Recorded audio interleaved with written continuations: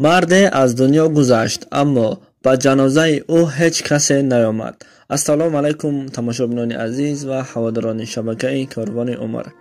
مردی بود که در دنیا به هیچ کس دستی کمک دراز نمی کرد و همه را آزار می داد. وقت و ساعتش رسیده از دنیا گذشت.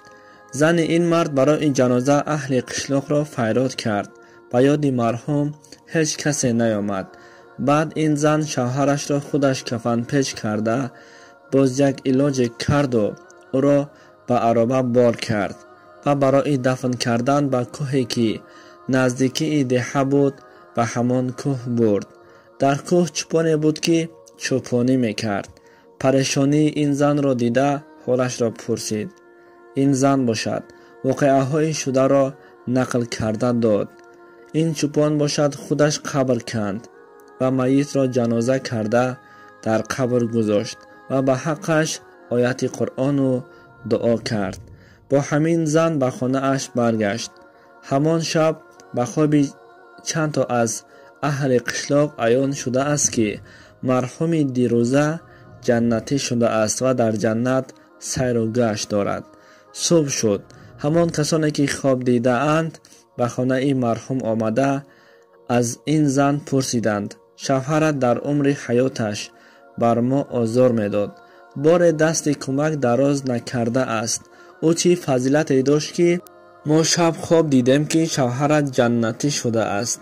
زن خیلی فکر کرد و بار خوبی شوهرش را به یاد نیاورد.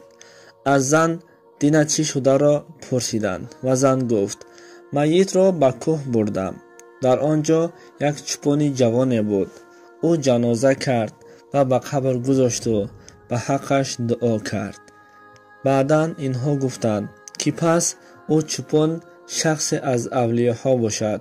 او را در حال دیدن لازم و به کوه آمده جوانی چوپان را بینند جوانی عادی است. علامت از ولی یا از اولیاء بودنش نمایان نیست و از او پرسیدند که میت دیروزه را چگونه دعا کرده؟ چوپان گفت دعایم این بود که گفتم خدایا هر دائم مهمان های تو سلام تو را می گرفتند و مسافر می آمدند.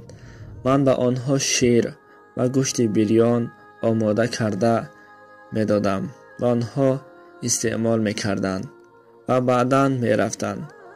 و امروز باشد من به تو مهمان فرستاده ایستاده ام، تو هم این مهمان را خوب پذیرایی کن گفته جواب داده است چوپان.